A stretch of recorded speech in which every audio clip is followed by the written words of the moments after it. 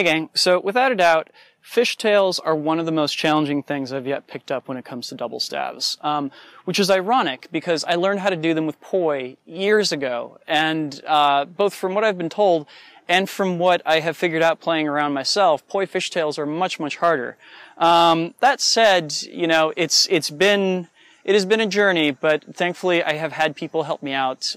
TZ taught a great workshop on these at Fire Drums that finally connected a few dots for me. So I'm going to do my best to teach you guys how to do it based upon what I found worked for me. And it should be said that this is going to be a tutorial on how to do these fishtails that are essentially like, almost like a hip reel going in reverse, right? It's kind of like this motion right here, but it's with the staff balanced on the back of your hand. There are also forwards fishtails, but I cannot do them yet. That's on the to-do list here. So just a little bit of theory on what this is here. Essentially, you're looking to find a balance point on the back side of your hand, and specifically at the joint between your hand and your wrist, like right there, where the staff balances perfectly and it's just kind of hanging out. And that, in essence, is going to be the happy place that you're going to try and find every time you try and enter into a fishtail. One way that you might look to try and reinforce this knowledge is to find that nice balance point and then take a Sharpie and just mark that spot on the back of your hand so you know exactly where it is. For me, it actually is, God, I think it's the radius is the bone right here in the wrist, right as it connects into my hand. There's a tendon that runs straight from my radius up towards my middle finger. And as it turns out, that is the happy balance point on the back of my hand. I don't know if that's universal for people or not, but it also essentially means that in order to keep this balance point, you know, there was a part of me that always just assumed that you're like trying to keep your hand perfectly flat as though you're trying to do like a cradle for contact juggling, whereas instead that I've found that the ideal balance point for me is one with my pinky slightly below my thumb, like so, which this was a great aha moment to have because as I was holding it flat, it was always falling towards my thumb end and I couldn't figure out why. Once you've got that balance point figured out, you know, try and hold the staff by having your other hand kind of mashed on top of it. And imagine that you're kind of going back and forth like this, almost like, you know, you're a Jedi, kind of sweeping your lightsaber around. And what you really want to see is that pinky end coming up and around back past your shoulder, and your thumb end coming up and around in front of you. Pinky end up and around back past your shoulder, thumb end up and around back past your shoulder. Now, it's easy to say, it's much harder to do, because this is in essence controlled falling in many respects. As I'm sitting in this balance point right here, essentially to get this moving, what I'm going to do is I'm going to be throwing my pinky end back around past my shoulder and catching it before it can wipe out, like so. Throwing it around and catching it, sweeping my hand underneath it to prevent it from rolling off my hand entirely. I, of course, face the same dilemma when I'm coming around to the front, where I'm kind of throwing my thumb end. This is really hard to start from a dead stop. Back and around, and again, trying to catch it with my pinky before it can go around. Other things that I didn't know until I was told, your thumb and your pinky actually get engaged in this process. That is, as I'm throwing it back towards my pinky side, I actually do use this little bone next to my pinky right here to catch the staff and guide it back around. Likewise, as I'm coming up by my thumb end right here, I'm going to use this little joint right here, the first joint of my thumb, to catch the staff and push it back towards my pinky end. So it becomes a matter of engaging pinky, engaging thumb. Woo, engaging pinky, engaging thumb. Engaging pinky, engaging thumb, engaging pinky, engaging thumb. And you should actually feel the staff touch each of those different sides as it goes back and forth, right? The way I'm starting it here is not a great way to start it, in that I'm coming at it from a dead stop.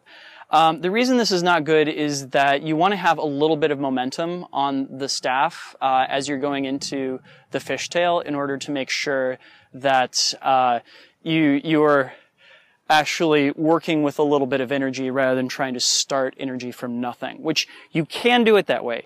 It is physically possible. Is it really hard and annoying and unnecessarily so? Yes, to all of the above.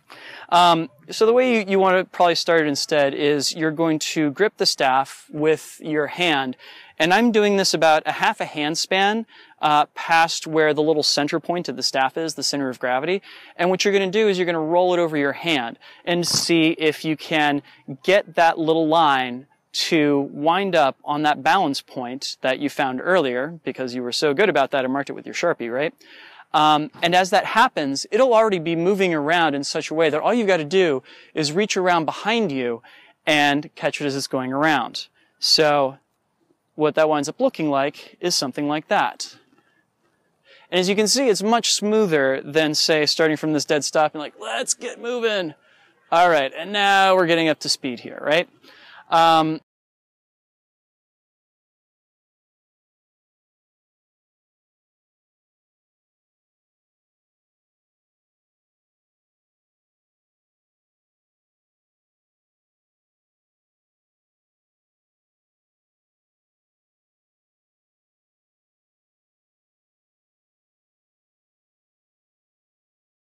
You'll note that as I'm doing this, my hand itself is actually moving in something like, you know, what a 2-beat would look like going reverse with poi, where I'm kind of reaching around and back, up and over, around and back, up and over, around and back, up and over in front of me, right?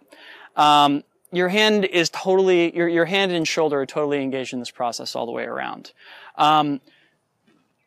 Aside from that, things that I had a difficult time with that I can hopefully save you guys a little bit of effort on. Number one is it's going to happen that the staff is going to slide just a little bit back and forth as it's moving around. And as you get better at this, you'll get better at kind of like seeing those moments where you can kind of like just let it hop a little bit in your hand like that and catch it again back closer to the spot that you're looking for. I kind of give it little micro hops all the time, and this of course is how you make a poi fishtail work, so perhaps the two are not so different after all. But aside from that, like, you know, by and large, I'm keeping the orientation of my hand and wrist pretty much the same the entire way around, just for stability purposes. And you know, of course, it's one of those things that, again, I kind of expected that my hand would be flat, and as it's turning out, it's like kind of slightly turned to the side. Maybe as time goes on, I'll find that that doesn't work as well for me, more like this instead of this. But as for right now, that's what makes this move work for me. The other problem that I would continually have is as I was moving around to my thumb end, I would actually like turn my wrist completely over trying to catch the staff, because I knew that I needed that thumb joint to kind of keep the staff moving back around. And what I would, this is a problem of dimensions, because what I would do is I would roll my wrist over so it would wind up on the inside of my wrist, and I hadn't really caught it and changed its momentum. And what I needed to do was actually to rotate my wrist around like this to get it closer to touching the end of that thumb joint, right? Because as you can see, if I roll my thumb over, I've completely lost it. Whereas if I rotate my thumb just slightly to catch up to it, that's what keeps it in that nice groove, yeah? So, overall bullet points here. Number one, find that balance point on the back of your hand. It's absolutely crucial, and it's a thing that I kept getting wrong about this. Number two, know that you're going to be engaging bones on both sides of your hands. You're going to be using your pinky knuckle, and you're going to be using your thumb knuckle. Let's get that staff out of the way. You're going to be using your pinky knuckle and using your thumb knuckle. And finally, try and start it from rotating it over the back of your hand. And of course, now I have the pleasant job of learning how to do this on my left-hand side and putting together different combos that use fishtails with both hands. But that will be another video entirely. Thank you guys for watching, and I will be back with another tutorial for y'all next week. Peace. Hey gang, this video was sponsored by Harmonic Threads. They created this hoodie as well as the tops that I'll be wearing all month long in my videos. As a male fire dancer, it's really a challenge sometimes to find nifty looking clothes that are still fire safe. Harmonic Threads is filling in the gap with fire safe and stylish clothes for both men and women. You can visit their Etsy shop by clicking on the link in the description of this video and use the promo code DrexFactor to get 10% off of your order. Thank you so much to Harmonic Threads for helping me create these videos. If you or someone that you know has learned something from one of the videos that I've created, please consider going to patreon.com/DrexFactorPoi and signing up to be a supporter.